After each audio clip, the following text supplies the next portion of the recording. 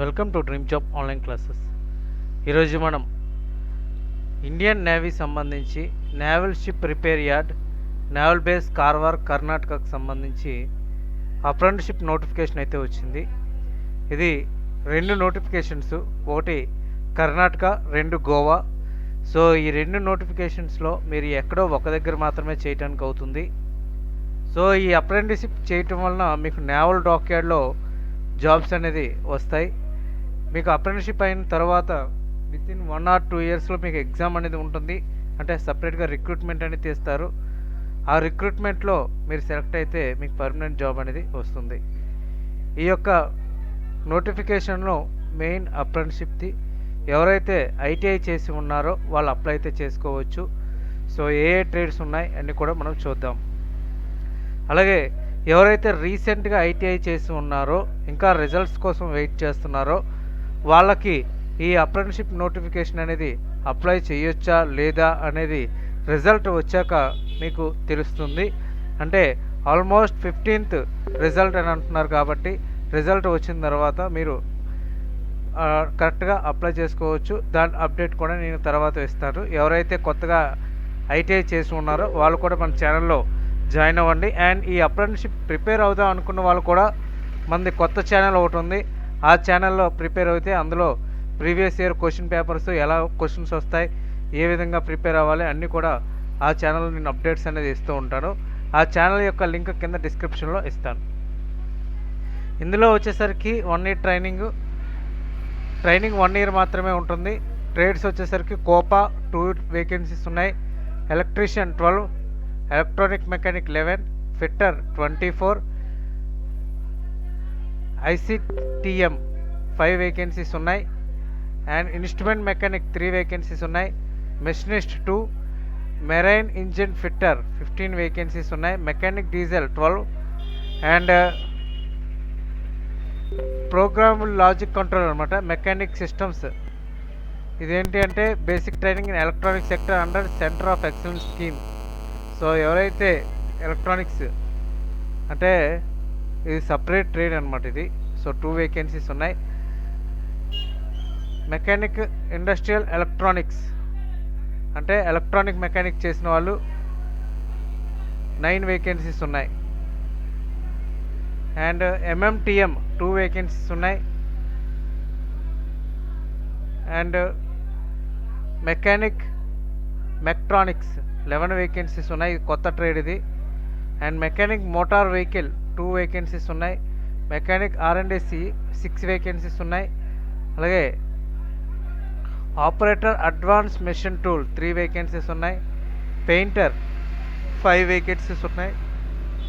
Pipe fitter plumber చేసిన వాళ్ళకి 5 vacancies ఉన్నాయి. షీట్ మెటల్ వర్కర్ 2 వేకెన్సీస్ ఉన్నాయి.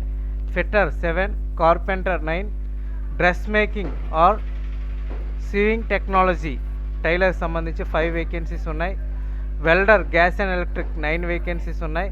TIG and MIG welder welding సంబంధించి వెల్డర్ ట్రేడ్ 5 వేకెన్సీస్ ఉన్నాయి. టోటల్గా 168 వేకెన్సీస్ ఉన్నాయి. అండ్ 2 years ట్రైనింగ్ అంటే ఓన్లీ 10th పాస్ అయి ఉంటే చాలు. క్రెయిన్ ఆపరేటర్ ఫ్రెషర్ అప్లై చేసుకోవచ్చు. 2 వేకెన్సీస్ మాత్రమే ఉన్నాయి. And forger and heat treater 10th pass అయి ఉంటే చాలు 5 వేకెన్సీస్ ఉన్నాయి. రిగ్గర్ 10th పాస్ అయి ఉంటే చాలు 5 వేకెన్సీస్ ఉన్నాయి. టోటల్గా 12 టోటల్గా 180 వేకెన్సీస్ ఉన్నాయి. ఇది కార్వార్కి సంబంధించింది.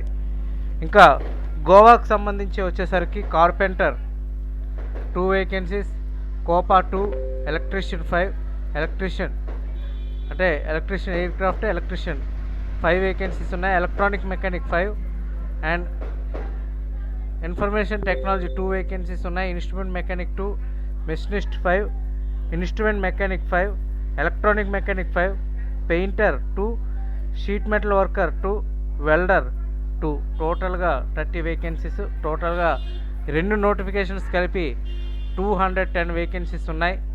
ఇందులో మీకు 10th మార్క్ లిస్ట్ వచ్చేసరికి మినిమం 50% మార్క్స్ అనేది కంపల్సరీగా ఉండాలి. ఒకవేళ మీకు 50% మార్క్స్ కానీ లేకపోతే మీకు ఎలిజిబిలిటీ అనేది ఉండదు. ఓకే, ఐటీఐ వచ్చేసరికి 65% మార్క్స్ అనేది ఉండాలి.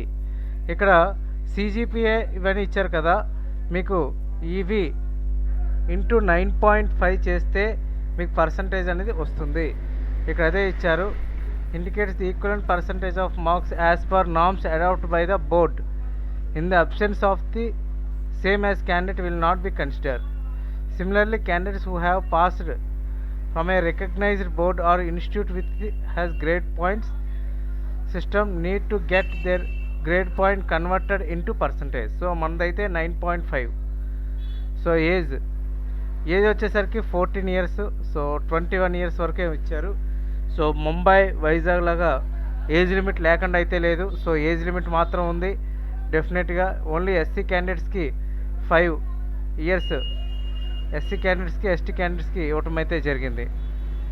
Okay, remaining 2 years upper age అనేది ఓన్లీ ఎవరైతే మీ ఫాదర్ కానీ మీ మదర్ కానీ ఎవరైనా గవర్నమెంట్ సెక్టార్స్లో అంటే డిఫెన్స్ సెక్టార్స్లో డాక్యార్డ్లో కానీ ఎన్ఎస్ఆర్వైలో కానీ వర్క్ చేస్తే వాళ్ళకి 2 ఇయర్స్ ఎక్సెప్షన్ అనేది ఇచ్చారు.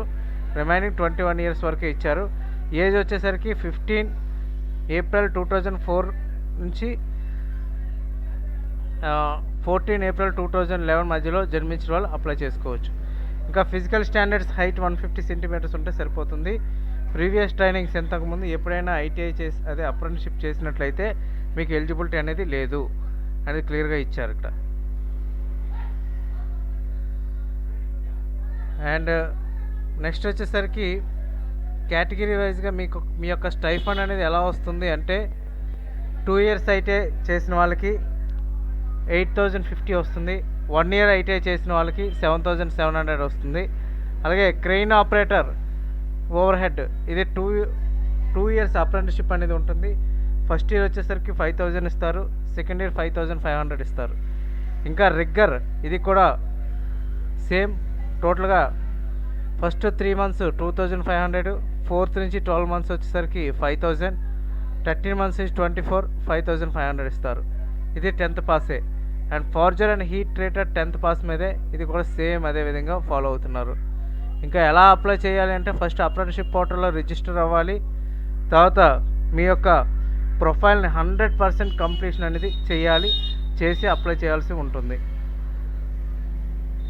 అండ్ నెక్స్ట్ మీకు అప్రెంటిస్షిప్ ప్రొఫైల్లో టోటల్ లాగిన్ డీటెయిల్స్ మీ యొక్క డీటెయిల్స్ అన్ని ఎంటర్ చేసిన తర్వాత మీకు naval ship repair yard Karwar అనేది ఎంటర్ చేయాలి. ఇది ఎలా అప్లై చేయాలనేది నేను నీకు తర్వాత చెప్తాను. అండ్ మీరు చేసిన తర్వాత మీ యొక్క ఆఫ్లైన్ కాపీ ఆఫీసర్ ఇన్ఛార్జ్ ఇక doctorate apprentice school naval ship repair yard దీన్ని పంపించాల్సి ఉంటుంది. ఇందులో మీరు పంపించాల్సిన సర్టిఫికేట్స్ ఏంటి అంటే 10th class mark list, ITI mark list semester వైజ్గా కూడా, అండ్ కన్సాలిడేట్ మార్క్ లిస్ట్ కూడా, and OBC or SC ST certificate, and disability ఉంటే డిజేబిలిటీ, ఆధార్ కార్డ్ కంపల్సరీగా పంపించాల్సి ఉంటుంది. ఇందులో ఏది లేకపోయినా మీకు రిజెక్ట్ అనేది చేస్తారు. అండ్ అండర్టేకెన్ ఫామ్ అనేది కూడా మీరు పంపించాల్సి ఉంటుంది. అది గోవానా ఎక్కడికి అనేది ఇక్కడ ఇచ్చారు కదా. So naval ship repair yard Karwar అయితే కార్వార్ అని టిక్ పెట్టండి, గోవా అయితే గోవా అని టిక్ పెట్టండి. ఇక్కడ మీ పేరు రాసి మీ డేట్ ప్లేస్ ఎంటర్ చేసి సిగ్నేచర్ చేయాల్సి ఉంటుంది. అండ్ మీకు ప్రొఫైల్ అనేది పంపించాల్సి ఉంటుంది. ఫస్ట్ ఆ ప్రొఫైల్తో పాటు ఇవన్నీ కూడా పంపించాల్సి ఉంటుంది. అండ్ రిజెక్టెడ్ క్యాండిడేట్స్ ఒకవేళ ఇన్కంప్లీట్ ప్రొఫైల్, మీ యొక్క ప్రొఫైల్ 100% కంప్లీట్ లేకపోయినా మీ యొక్క అప్లికేషన్ రిజెక్ట్ చేస్తారు.